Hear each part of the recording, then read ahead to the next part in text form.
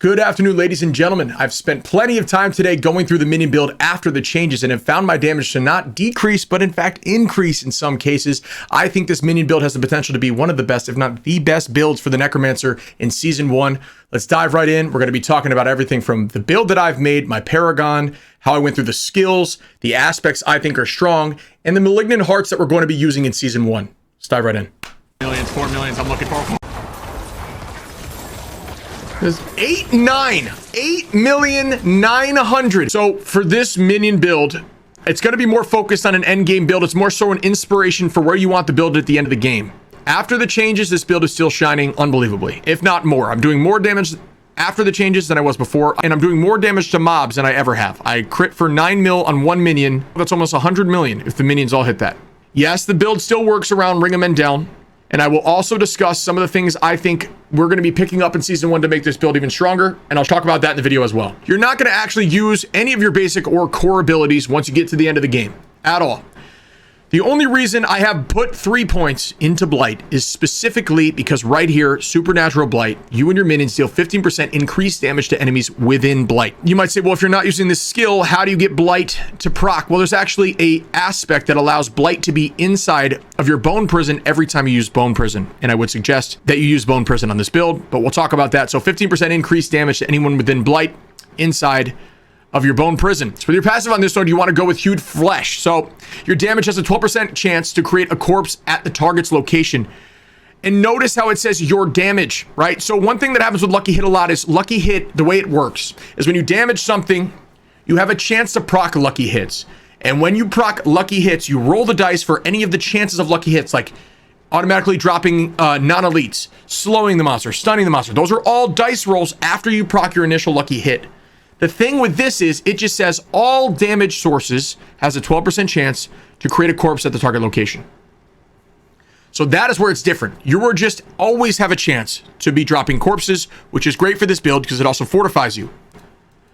I've got a lot of points in Blood Mist. I did 5 points. This is more so just for Uber Lilith. I would say that you do not need all the points in Blood Mist if you're just doing Nightmares. Uber Lilith, I tailored it more towards Blood Mist so I have more escapability because honestly, Necromancers are very, very slow is their biggest downside. And so having Blood Mist as an oh shit button is just great to have, especially against Uber Lilith, okay? The passives I chose overpower, you have to choose this. It does nothing for the build. Blood Mist leaves behind a corpse every 1 second. This is very important as well because we also choose to use the aspect that explodes corpses, but I'll talk about aspects when we get there. We're always going to be buffing minions at every chance we get, right? So Skeletal Warrior Master, we're going to increase their damage and life. We're going to put all the points into there. We've got 1 point into Corpse Explosion, and that's because when I mentioned that you leave 1 corpse behind on your Blood Mist, that corpse is also going to be exploded due to our aspect, and when it explodes, I want it to be a darkness explosion miasma on the ground, to constantly tick for damage over time, and to apply the when an enemy is hit with shadow damage over time. So just know that the reason I went this path, or put any points into Corpse Explosion, which is a skill I'm also not using, is just to reach this right here, Shadow Miasma, on the explosion. Red Hood, thank you for the follow. Thank you, baby. Corpse or Bone Prison is very important on this build. It pretty much auto procs Lucky Hit when you have the blighted aspect on the Bone Prison. So it'll put a Shadow Miasma in the middle of the Bone Prison. It'll proc your Lucky Hits. Lucky Hit is very important for the build. And it's only going to get stronger with these new Malignant Hearts and stuff coming in Season 1. And we'll discuss when we get to the Hearts in Season 1. I'm just trying to get through the skills. I'll have all this on a builder, so I should keep this quick. You get Essence per enemy trapped, and they are vulnerable when inside. Vulnerable took a little bit of a damage nerf, but honestly, vulnerable is not where our damage shines. A lot of our damage is just from straight damage into Mendeln, physical damage for our Mendeln procs. So it doesn't affect us nearly as much as it would affect something like Bone Spear, which got pretty heavily hit. Still good. Consuming a corpse generates 2 essence. We're only putting that there because we actually don't use very much essence at all in this build, except for 1 curse. And instead, we're going down here to Fueled by Death. You deal 9% increased damage for 6 seconds after consuming a corpse, which is good. Real quick chat. I'm wondering why that's not on 5. Oh, I have amplified damage. That's why. Okay. For the 1 skill we use that actually uses essence, it's Decrepify, which actually just received a buff, which now increases its slow by an additional 20%. So now it slows 40%. And they deal 20% less damage to enemies. Crazy. Crazy good. Enemies hit while affected with Decrepify have a 10% chance to be stunned. Enemies hit, again, while affected with Decrepify have a 50% chance to reduce your active cooldowns by 1 second. You have the shadow damage over time proccing on these guys. You have your minion damage, your damage, your blighted corpse inside your bone prison, the thorns from minions and yourself. All that stuff will be reducing your cooldowns. In the passive nodes, we decided to go with deal 24% increased damage to cursed enemies. Honestly, I have this juiced up 3 additional points because of my necklace. In actuality, this would look like 12% increased damage. I just got a really dope necklace. But it's every time an enemy's cursed, you're going to curse everyone in the start of every fight. That's what you do. Corpse tendies, you don't need this many points in. This is just because of my boots, why it's got 3 additional points. It's going to pull enemies to the center. It's going to make them vulnerable. It's good to pull them inside of that bone prison that you've put down with the blighted corpse aspect, allowing your minions to do 15% increased damage. And also, it's just a great source of proccing lucky hit because it pulls a lot of enemies in. Enemies who are within range of corpse tendrils are slowed by 50% before being pulled, and then they're also vulnerable. Although vulnerable got nerfed, it's still good. Outside of that, I got things like when a corpse is formed from your skills or your minions, fortify yourself for 4% of your base life, keeping you more healthy. And there's also allows you to put on gems of things that'll make it so you take reduced damage while fortified. On top of that, I do stuff like increasing my movement speed by 5% when enemies are affected by darkness skills, which is, you can put that shadow miasma on the ground from the explosion that I'm talking about from corpse explosion due to blood mist. Darkness skills also have a 50% chance to stun for 1 second. So that's just another source of stun. Great for bossing because it'll also bring up their stagger meter from everything, all your stun damage, including your minion damage. If you do shadow minions, which you should do for your mages, which we'll talk about in the Book of the Dead, this is great. Bone Storm is very important for this build, but the main reason is it will increase our critical strike chance, and we have damage reduction, which is great because that's the whole point of us using this. We want a higher critical strike chance for our minions while they're within that lucky hit procs. The more times we can get our minions to do a critical lucky hit, the better. I've had procs of upwards of almost 10 million per minion, times that by 12, which is insane. On Lilith, I can almost burn her whole 3/4 of her health bar on the first fight with her. Problem is, I'm still a very slow character, so the second phase absolutely destroys me. That second phase, you need so much movement speed. Some other stuff, Skeletal Priest will heal your minions for 60% of their maximum life. These buffs are all really good. Your minions cannot lose more than 30% of their HP in a single instance. I'll say that right now on minion builds, guys, attack speed really isn't the way at the moment. It's more so about lucky hit, to be honest. Candy, everybody coming over, thank you. And then your minions deal 30% increased damage while you are close to them. This is good. It's good. It's, being close to, like, your mages, you're not really going to be close to mages. I would rather have you close to the boss or whatever you're fighting with Blood Mist and Bone Storm, and then be close to your warriors to do more damage. But being close to mages, I would probably proc over 10 mil if I stood near my mages and the boss was near my mages and they proc lucky hit with crit. It would probably be over 10 mil per. But I rarely am next to my mages because I'm more in the front line with Blood Mist and Bone Storm and near my warriors. Because my mages do more damage. The passive I choose is Shadow Blight, and we'll get into that when we get to the gear. Like I said, attack speed's really not the way. So buffing attack speed may sound cool and all. Don't do it. I'm being honest. Even with the patch today, it did nothing. Like, the minions just don't simply do enough damage on their own to benefit from attack speed.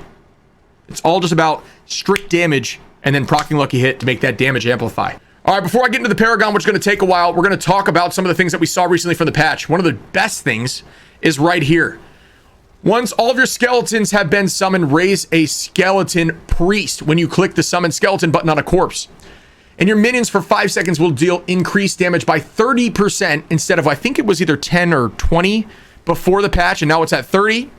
And it'll heal them for 50% of their maximum life. So the more you spam that, it's good to keep them healed up. And constantly healing them at all times. But then, like, that passive that we saw from our abilities going down here, you also will just every 5 seconds heal them for an additional 60% of their life. So minions become super tanky as long as you're healing, as long as you're using Skeletal Priest once in a while. Like, unkillable. Even against Uber Lilith, like, unkillable. Sometimes they'll fall, but you just revive them. It's no big deal. Let's get into the gear and then we'll go into Paragon. Okay, my camera's not in the way. That's good. Oh, I guess we should do Book of the Dead first. Book of the Dead. I choose to use Skeletal Reapers. Okay, Skeletal Reapers simply for the reasoning that they can spawn a corpse. 15% chance to carve a corpse off an enemy. This is very important for this build. Gives you fortify. Corpses, the more corpses, the better. So I would rarely recommend getting off of Reapers. Now, okay, sorry. Now into the mages. I choose to use, typically on the mages, guys, I'm using the 10% chance to stun for 2 seconds for shadow mages. But they did recently buff it, so shadow mages now fire an additional bolt every 4th attack. Which is really good because you do have that buff in your abilities where your shadow damage can stun. So it's another attack. I honestly probably think this is still better, the chance to stun.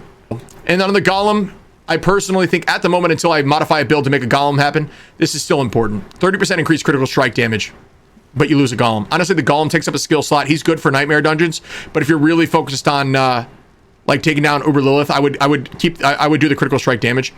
There is a path where you don't do blood mist and then you use the bone golem and taunt all the time.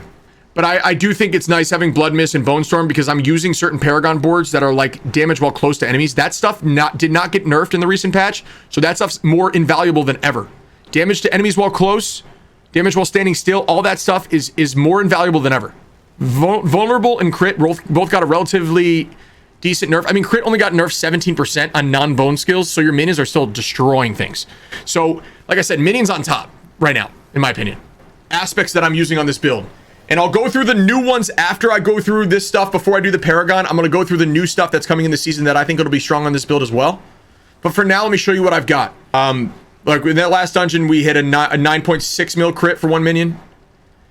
So on the helmet, I've got skeletal mages increased by 2. You just need the mages and the warriors aspect on something. Blood mist triggers corpse explosion. I'm using this before a lot of fights because I'm using my blood mist that's dropping corpses to explode shadow damage over time on the ground. And that shadow damage over the time is good for a lot of the build because it's proccing that shadow passive right here that makes it so the more times you're proccing shadow damage on an enemy, the more times this will blow up and do damage. But there's a reason for wanting to get more shadow damage out there as much as possible. Your skeletal mages also provide shadow damage. Bone Prison spawns a pool of blight, another source of shadow damage. They actually just recently buffed the damage from the pool of blight. But the main reason we're using the pool of blight is the 15% damage increase, and based on the fact that Bone Prison with this aspect pretty much auto procs lucky hit. Like I have a lot of lucky hit on the build and it'll still proc a lot without using Bone Prison. But Bone Prison definitely, the fact that I can guarantee a lucky hit whenever I want is nice. But the amount of lucky hit I have on this build inherently is super good. Just from all the shadow DOT. Each time Bone Storm damages an enemy, gain a barrier equal to 5% of your HP. This is about as strong as anything could be for a defensive aspect, especially due to the fact that we're losing a lot of defensive stats in this season. Your maximum number of skeletal warriors is increased by 2 on the boots. Now we get into our wand. This wand is gorgeous. Look at the stats. Vulnerable damage, damage to affected enemies by shadow over time. There's another example of another good reason we'd want it. Damage to injured enemies, and then critical strike damage, as well as the imprinted aspect, which I think is unbelievably strong for this build. Standing stationary nets you 30% increased damage overall. A lot of the time, guys, the mistake I see a lot of minion people make is they're buffing a lot of the aspects that are increased minion damage. Increasing your damage does more for your minions than increasing their damage. So a lot of mistakes that people make are, 30% increase to my skeletal minions, I should do that. No. The scaling, their inherent damage is so low that buffing 30, let's say, this is a shitty number, let's say it's 1,000. You're doing 30% of 1,000, where mine's 16,000, right? And they take the scaling from me way better. Do yourself damage rather than minion damage. And you'll see that on the Paragon board too. On the necklace, I've got this, I wish I had a better roll of this, but I only had this for Lilith, sadly. Gain 24% increased critical strike damage for 6 seconds after you cast Corpse Tendrils, and do increased critical strike damage. So you'll see me melt Lilith in some of these clips. I'll post them.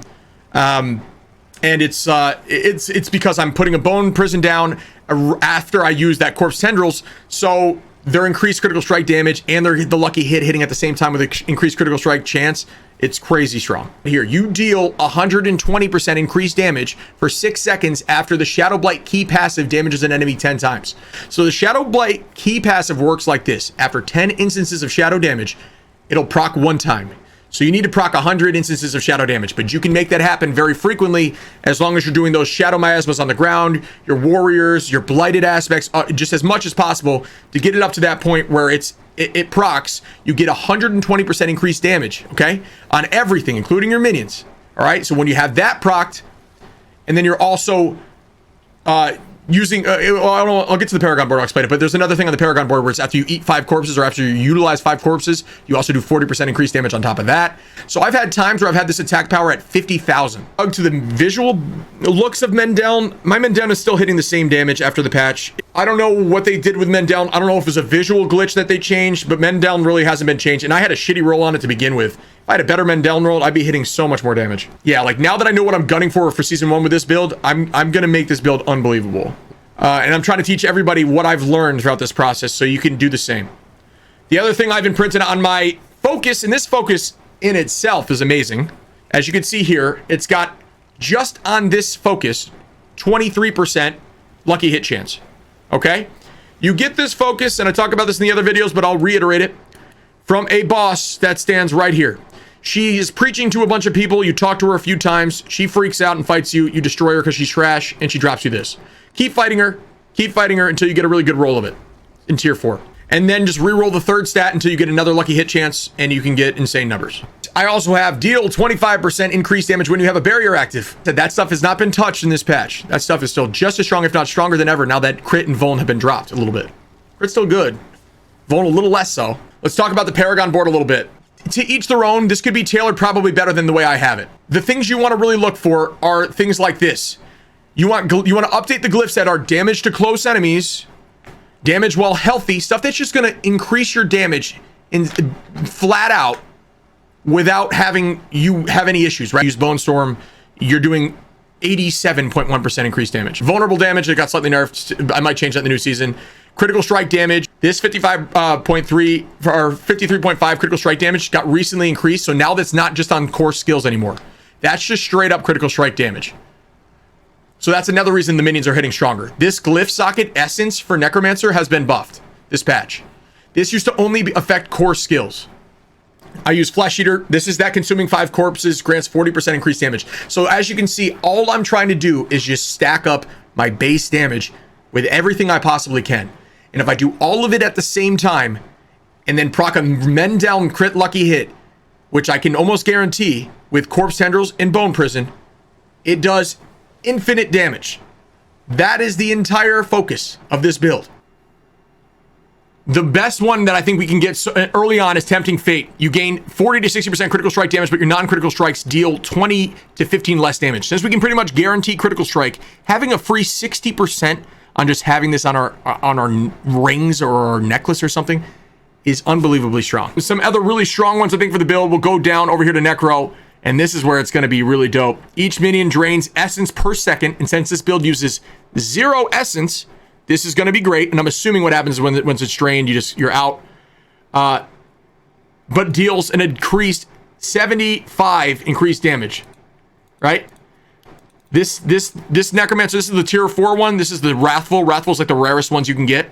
Each minion drains essence per second. Since this build uses 0 essence, it's perfect, but it deals up to 75% increased damage. So that's going to do it for the build today. If you like this kind of content, hitting that subscribe button down below helps me greatly. Coming over to Twitch and hitting that follow button and even joining up on the Discord is super helpful. Thank you so much for being here today, and I'll see you soon.